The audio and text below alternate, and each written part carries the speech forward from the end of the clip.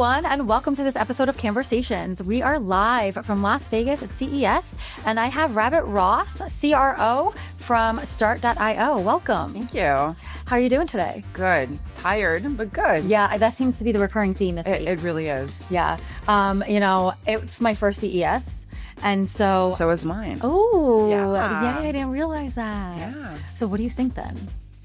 Well, it's all I thought it would be, but a bit more exhausting. I agree. Yeah. And it's a little slow moving. It is. Even though I feel very busy and my schedule has been packed, I do feel like the days have been going by fairly slow. Like in Cannes or at Possible, I feel like the days fly. Yeah. I mean, I think we have our own space, so most of our meetings are there. But once you move between locations and have that walk between Aria to Cosmo, then you feel time is kind of getting away from you. Yeah. Have you been to the convention center yet? I have not. Me neither. Yeah, I don't have time to do that, unfortunately. And that's the actual conference. I know.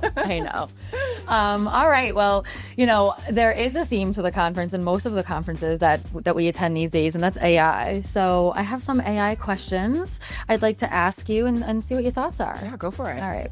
So should brands be concerned about running their ads adjacent to AI-generated content? Yes and no. I think that it is the future. There's still a way to go with AI content because, we've all seen the ads where you have 6 fingers instead of 5 and, the Coca-Cola ad that everyone was talking about.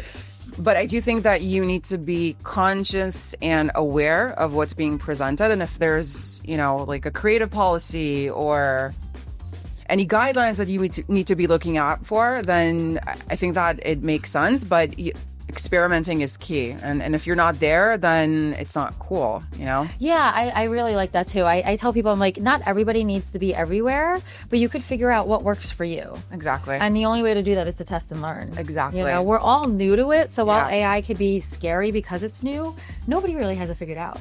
No one. And everyone that says they have are not being truthful.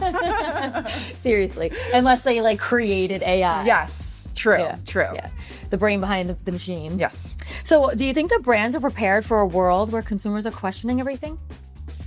I think consumers are already kind of questioning everything right now. So I think it's a matter of understanding the concern and addressing it rather than just skipping it or not even addressing it. Because if people like you and I are consumers and we have questions and we have concerns, and if they're not addressed, then I imagine that either, the brand is not aware of it or just not taking it under consideration, which kind of is the worst option to me. Yeah, I think not taking into consideration definitely is a worse option. You don't want that. No. That's a sure way to ruin the trust between your consumers, exactly. for sure. So with AI agents interacting with media and digital experiences at scale, I think this is happening more and more, and it's more than we even realize. How much do you think we understand what's actually going on with this behavior versus how much we're fooling ourselves? I don't think we're fooling ourselves because it's still being written. There's a lot of talk in the industry about agentic AI and seller agents and what that looks like. Even talks about that replacing programmatic altogether. Yeah, that would be interesting. That would be really interesting. So I think we're somewhere in between. We as an industry are kind of learning it as we go, and we just need to be mindful of what it is because I think the expectation is very, very high. So yes, we'll be disappointed. It might not reach the scale or the result that we're looking for, but as long as there is a learning curve, it'll be fine. Yeah, I agree. I think you just have to give yourself grace. Yes. Like you said, if you're testing things, if you're trying to learn, if you're trying to understand something, just give yourself grace. And you're not meant to know everything. No. So ask for help. Yes. Absolutely. Ask for help. Okay, so pivoting a little bit, another hot topic are retail media networks.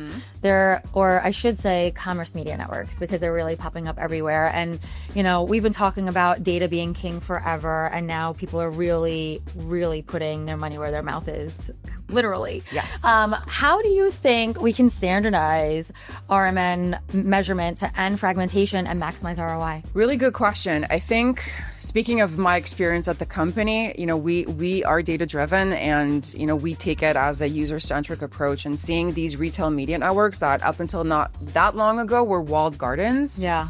and kind of making the shift towards like being more open and seeing like how can data fit in together, or leveraging different signals, not just their own data set. I think that is going to be very interesting. I think collaboration is key. So ingesting additional assets, additional signals, anything beyond that specific walled garden. And I think the potential is huge, and it's still untapped. Yeah. Because we're seeing it, from leveraging mobile signals to shopper insights to, web visits and whatnot. That's what will really make the difference. Yeah, I definitely agree. I think, it's so fragmented right now. I feel like our industry kind of goes through cycles. Yeah. Right. And there's like a fashion. bunch of, yeah, like fashion. There's a bunch of fragmentation, and then somebody comes and consolidates it all, and then we reinvent something or just rename it and pretend it's something new, even though it's the same thing. Oh, yeah. We love It's doing all that cyclical, too. yeah. Yep. And then, we kind of create our own problems. And I also had mentioned earlier in another recording, actually, I think that we just keep moving the goalposts, and we're never going to solve for this. Because we're always going to want something more. Yeah. Once we figure out how to get the metrics that we want to get, right, there's going to be new metrics. Yes. Or there's going to be something different. Or there's going to be something deeper. And then we're going to just keep fishing for that. I think that's one of the reasons there's still a moving industry, and there's a lot of innovation and interesting conversations about how to move the needle. But as long as the expectations are clear and ROI is met, there's always going to be an angle, because once you invest marketing dollars into advertising, there needs to be a positive ROI. And if it's not measurable, it doesn't make sense. Yeah. So if it does, and we move beyond the wall gardens and fragmentation to more collaboration, I think that will be a key driver to, end this phase of fragmentation as we create another one.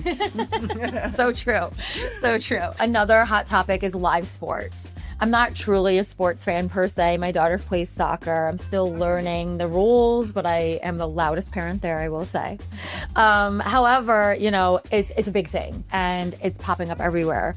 I think there's a lot that's happening in that world on many different assets or facets, I should say. But how can we mix non-disruptive ad formats in live sports to maximize revenue without annoying the consumer?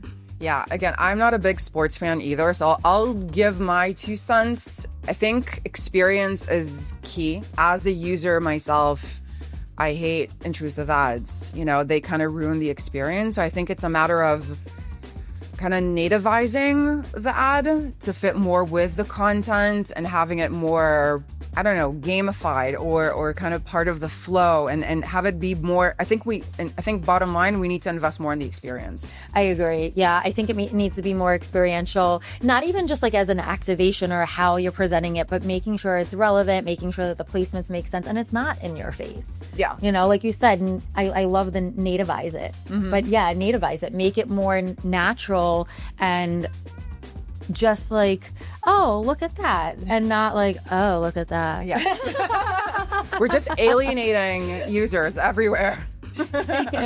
Okay, so you ready for some rapid fire? Go for it. Okay, so authentic in-game experience or personalized live sport betting? Authenticated in-game experience. Okay. Voice agents or vehicle operating systems? Vehicle operating systems. I think that's so fun. Yeah, it really is. I can't wait for that to develop a little more. Yeah. Although it is going to be a little annoying once that starts getting sold programmatically. Again, nativizing. Nativizing. Yes, nativizing for sure. Okay. And for streaming ads, non-disruptive overlays or shoppable pause ads? It's a 50-50 because I like shoppable ads. They're convenient and bad really for our bank account, but I'm there for it. I like them too. Yeah. All right. So a few fun questions.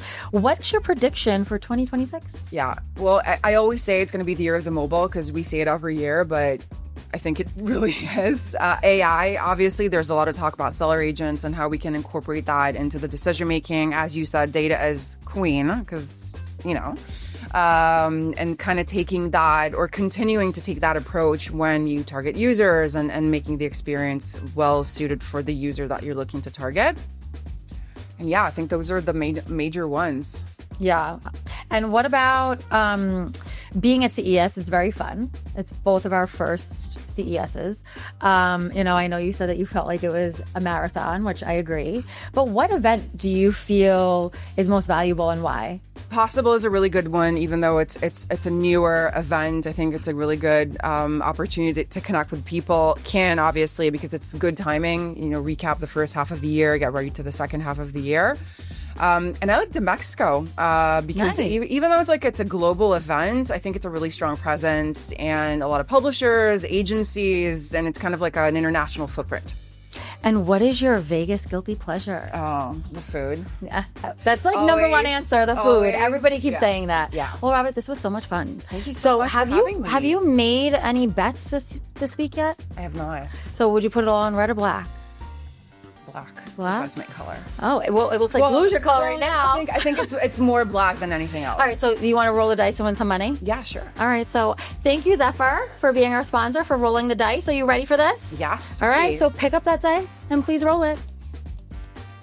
Oh. It's okay. Yeah. $10. $10. Nice. All right, all on black for 10. Okay. Yeah. Thank you. Well, thank you so much. This was so much fun, and I appreciate it. Appreciate you. Thank you, everybody. Thank you. Tune into the next conversation. Until next time.